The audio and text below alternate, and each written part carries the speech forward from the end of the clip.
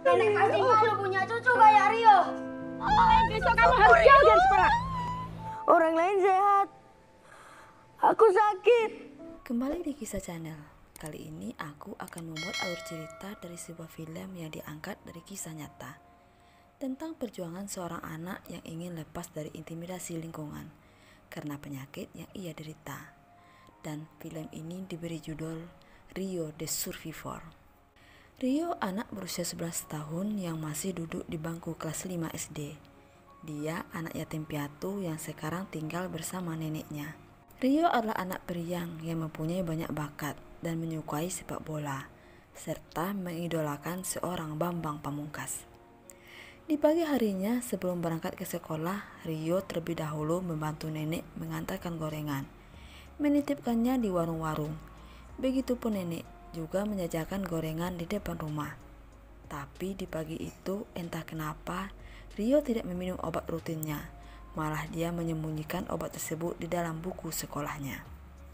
Di sekolah Rio bersama teman-temannya tergabung dalam sebuah tim sepak bola. Mereka sangat giat berlatih karena ingin memenangkan turnamen. Walaupun dengan sepatu bola yang telah usang, Rio tetap semangat dengan harapan suatu hari nanti dia akan mendapatkan sepatu bola yang baru. Ini titipan gorengannya ya Bu. Berapa? Sama kayak yang kemarin. Setiap pagi nenek ke pasar untuk membeli perlengkapan untuk membuat gorengan. Kemudian menjajakannya di halaman rumah.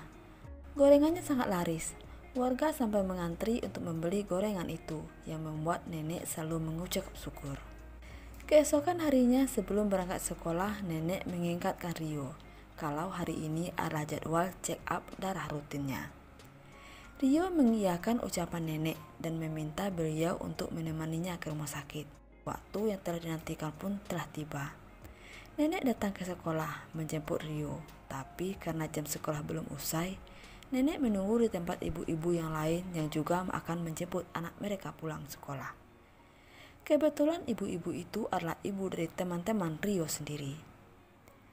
Di sana mereka menanyakan di mana ibu dan bapak Rio, kenapa bukan mereka yang menjemputnya.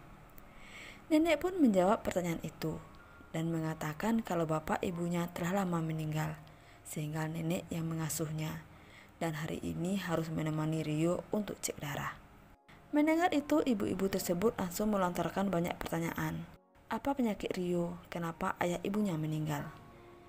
Tanpa merasa penyakit Rio adalah aib, nenek dengan sangat gamblang mengatakan kalau ibunya Rio meninggal karena virus HIV dan Rio mendapatkan warisan penyakit itu. Jadi Rio harus check up darah rutin. Spontan setelah mendengar itu, ibu-ibu tersebut menjauhi nenek sambil mengatakan, bagaimana bisa penderita HIV bersekolah bersama anak kami? Penyakit itu adalah penyakit berbahaya dan sangat mematikan. Kemudian mereka bergegas ke ruangan kepala sekolah, memberitahukan apa yang baru saja mereka dengar dan meminta kepala sekolah agar mengeluarkan Rio dari sekolah. Kalau tidak, anak-anak mereka yang akan keluar. Kepala sekolah tidak tahu kalau Rio terkena HIV. Beliau ingin memastikan dan bertanya langsung kepada nenek.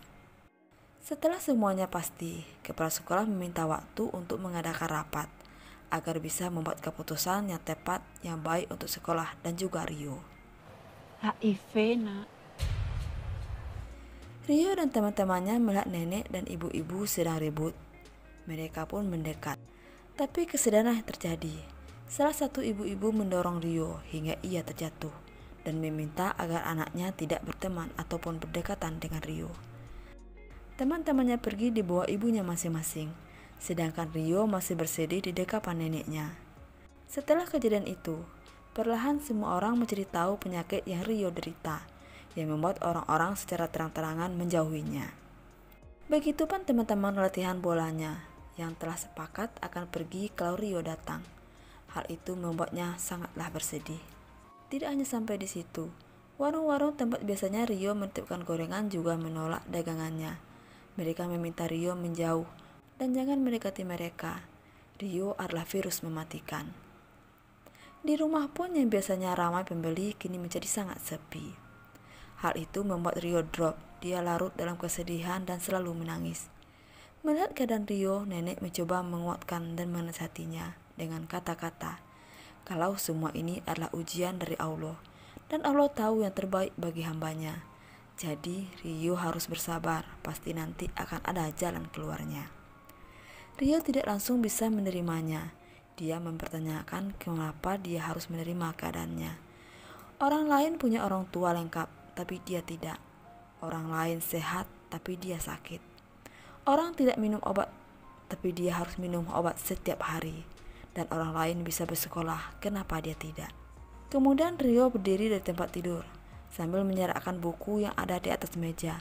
Dia pergi meninggalkan nenek. Tanpa sengaja nenek melihat obat berserakan. Beliau pun mencari tahu kalau Rio sering tidak meminum obatnya. Aku harus makan obat setiap hari. Rio pergi ke makam ayah ibunya. Di sana dia kembali menanyakan kenapa dia harus hidup seperti ini. Hidup dengan HIV. Rio mengeluh tidak bersemangat menjalani hidup yang seperti ini dan merasa sangat kasihan kepada nenek. Rio di pemakaman hingga hari gelap. Kemudian dia memutuskan untuk pulang. Tapi di perjalanan dia berhenti mengingat kembali kebersamaan manisnya bersama ibunya dan juga neneknya. Setelah itu Rio pulang. Sesampainya di rumah, nenek langsung memarahinya, mempertanyakan dari mana saja dia seharian, hingga malam baru pulang. Setelah Rio menjawab dari makam, bukannya nenek diam, malah nenek semakin marah, mempertanyakan kenapa Rio tidak memakan obatnya. Nenek menjelaskan kalau Rio tidak makan obat, maka virus HIV-nya akan autoimun, sehingga susah untuk dideteksi. Kalau Rio berniat ingin mati, ya sebaiknya pergi saja dari rumah, tinggalkan saja nenek sendirian. Melihat nenek menangis, Rio meminta maaf atas apa yang telah ia lakukan. Dia pun berjanji akan selalu memakan obatnya dan tidak akan menyerah dengan keadaan yang ada pada dirinya. Dia akan selalu menumbuhkan semangat di hatinya. Maafin Rio, Nak. Teman-teman Rio sangat ingin bertemu dengannya. Mereka berniat ke rumah Rio, tapi sebelumnya mereka ingin tahu apa itu HIV. Mereka pun membrowsing tentang HIV, sebahaya apa penyakit itu, sehingga orang tua mereka melarang untuk mendekati Rio. Setelah membaca, mereka mencari tahu kalau HIV itu memang penyakit menular, tapi penularannya tidaklah semudah sepertinya banyak orang bicarakan. Sehingga akhirnya mereka sepakat mengunjungi Rio. Sesampainya di rumah Rio, mereka disambut hangat oleh nenek dan mempersilahkan mereka masuk menemui Rio. Di dalam rumah, sahabat-sahabat itu sangat bahagia. Akhirnya mereka bisa kumpul kembali. Teman-teman Rio pun meminta maaf atas apa yang telah mama mereka katakan. Rio pun memaklumi itu. Mama melakukan hal itu karena mereka menyayangi anaknya. Teman-teman pun meminta Rio untuk kembali berlatih bola, tapi Rio tidak langsung mengiyakan itu. Dia harus terlebih dahulu menanyakan kepada nenek, apalagi sekarang Rio tidak bersekolah lagi. Keesokan harinya, Adi temannya Rio menelpon mengatakan kalau Randi mengalami kecelakaan sepulang dari rumah Rio, yang membuat Rio ingin pergi menjenguknya. Rio mendekati nenek meminta izin untuk kembali bermain bola, tapi nenek tidak menyetujui itu. Bagaimana mungkin Rio bisa kembali bermain bola, sedangkan sekarang Rio tidak lagi bersekolah. Apalagi ibu-ibu temannya tidak suka kalau Rio bergaul dengan anak mereka. Ternyata nenek telah mencari sekolah baru untuk Rio, sekolah yang menurut nenek bisa menerima keadaannya. Dan besok adalah hari pertama Rio kembali bersekolah. Dan mencari sekolah baru buat kamu.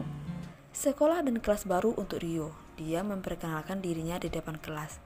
Ternyata di sana ada salah satu tetangganya. Anak itu mulai memberitahukan kepada teman-temannya yang lain kalau Rio terkena HIV dan harus dijauhi.